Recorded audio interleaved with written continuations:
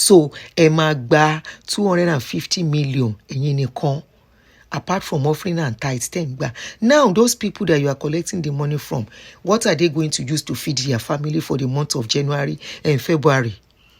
The ones that have children in school, the ones that have children to feed, they have families to help. So what are they going to use to help those people? Pastor Itua, when they drove you in Redeem, some of us were very sympathetic with you then in those days in RCCG. We were like, they didn't treat you well.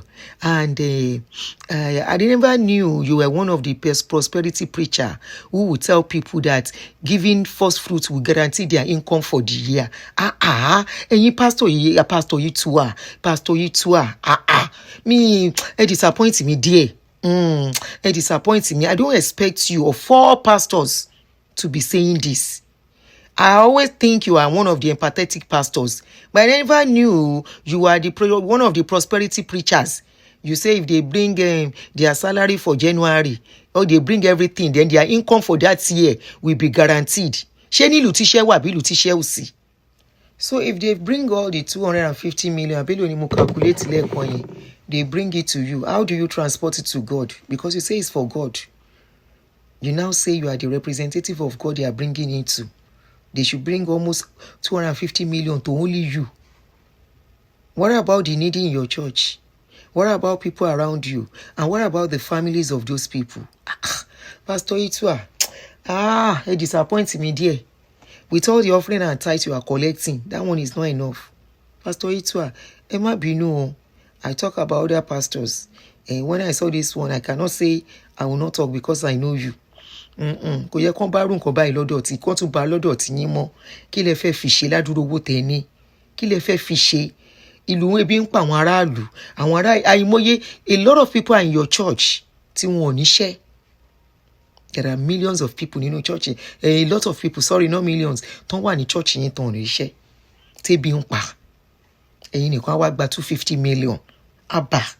Pastor Itua, disappoint me, dear.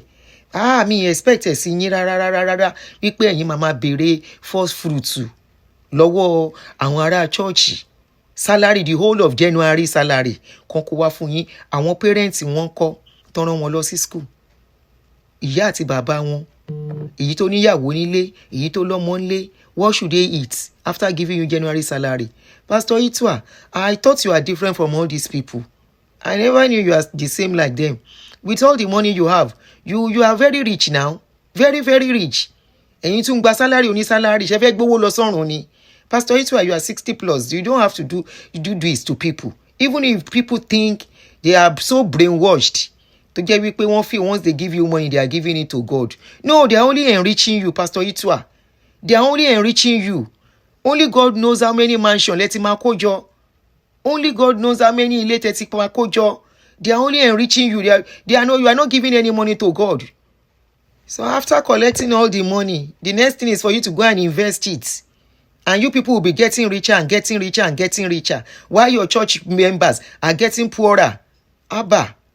You say it will guarantee. What about all the companies that are folding up in Nigeria? Are church members not part of the workers there? So where's the guarantee that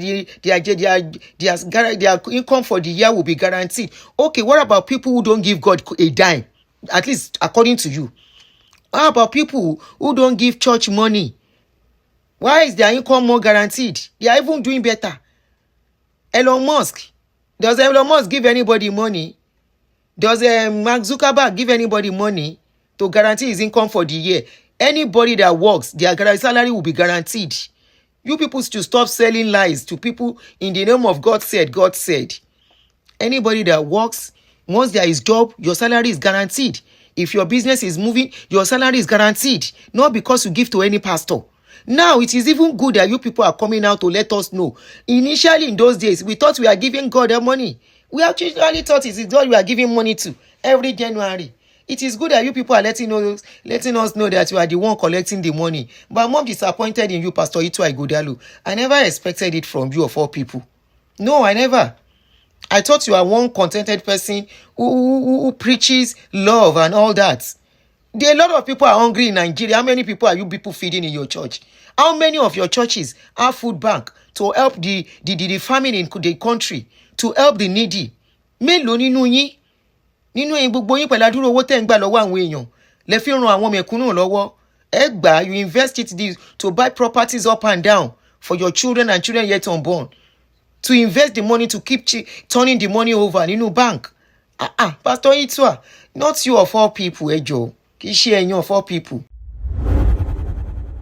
I have always told people, right, that nobody in their right minds will cut off their means of survival, be it right or wrong.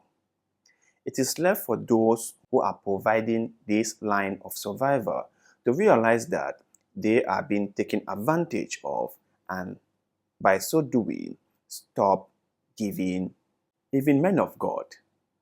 What they do is to protect themselves.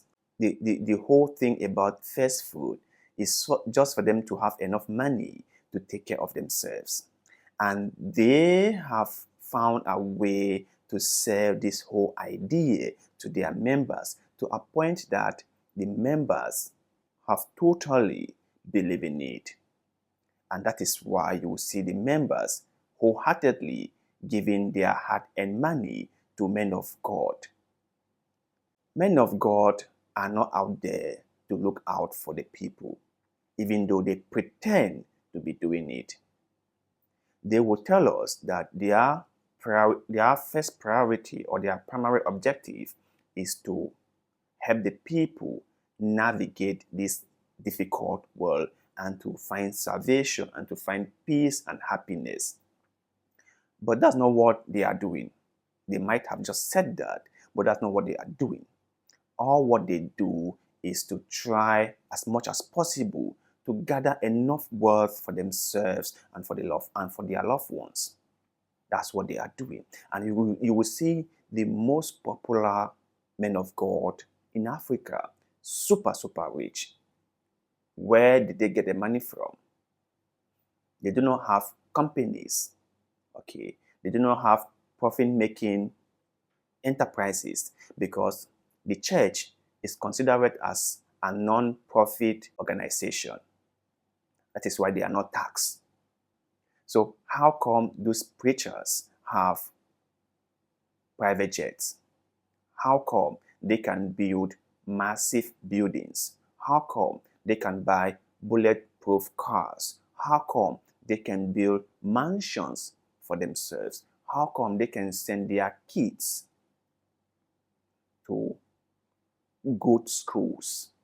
And how come they can live the flamboyant lifestyle that they live, if not at the expense of their members? How come? How come? So this whole idea of first fruit is just a way for the men of God to enrich themselves. Let me ask you this question. Okay, those of you who watch our videos. When someone told you to take your hard-earned money and give it to them, and you did that, what must have been going through your mind? What are you thinking? How can you carry your hard-earned money and give to someone, or in the name of having a reward from heaven? You give them physical wealth and they give you empty promises. What were you thinking? What were you thinking? So it's quite a shock to see this still going on, and it's quite a shock to see that most Christians, especially in Africa, still fall for these simple tricks, and they will give their men of God whatever the men of God asks for, irrespective of how their own lives are going.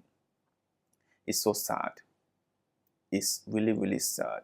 And these men of God have no shame at all. I have said this like countless times on this show, that these men of God have no shame at all because they understand what they are doing. If people did things ignorantly, that could be easily forgivable or that could be understood.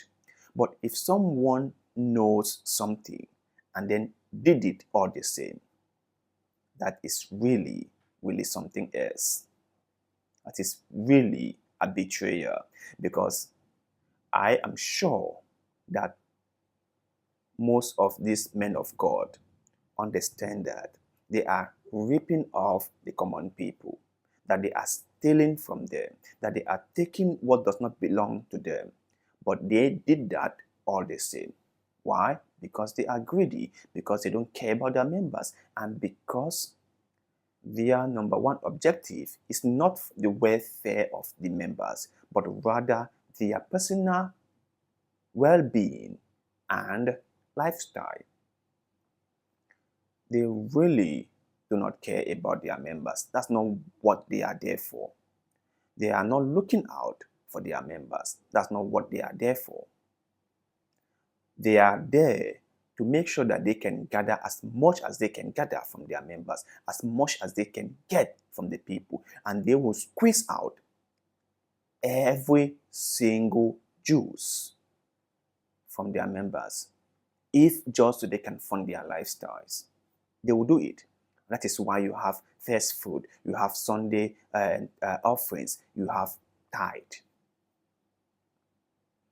First fruit at the beginning of the year, tithe is it 10%, and now you also have Sunday donations. And that's not just all, you also have other kinds of contribution.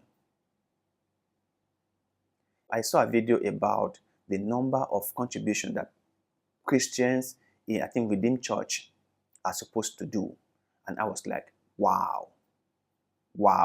Imagine you took all this contribution and invested it in a small shop near your home, Maybe you took it and then go and pay someone to teach you how to trade, how to start a petty business. And then you use the one for the next month or the one for the rest of the year to open a small shop beside your home or in the local market and start selling gari, oil, fish. I wonder how much better your life would be. I wonder. Let me be clear here. In as much as I blame some men of God for stealing from their members, for deceiving their members, for taking away things that they are not supposed to take, I also blame my fellow brothers and sisters who have decided to let themselves be fooled, who have decided to let themselves be played, who have decided to let themselves be taken advantage of by men of God, who have become too lazy to even do some research on their own, who have become too lazy to use their brains and ask basic questions. I blame them, because if you only ask questions, just any question, you will get an answer, and that answer might be what that puts you apart from those who are under the shackles of religious leaders or men of God. But no one wants to do the difficult job, right? No one wants to ask the questions. So we just have to listen to men of God, and they have kept on telling us the kind of things that will only benefit them. They are perfect salespeople, the best salespeople, and they have done a fantastic job. I must give it to them. They have done a fantastic job at selling their product to the masses. But you guys out there, let me hear your take on the whole first fruit thing. When you listen to what Auntie Adunni said in this video, what do you think? Do you believe that people should be giving their hard-earned money as first fruit, considering how difficult things are nowadays? Don't you think that these men of God should have some sympathy for people, considering what we are all going through? Don't they think that their lives, the men of God, is way more better than ours? So why do we have to give to them? Share all that in the comment section below, because like always, we love hearing what you have to say. Please don't forget to like this video, share it, subscribe to the channel, because that helps us a lot, and we shall ever be grateful to you. So thank you very much for doing just that.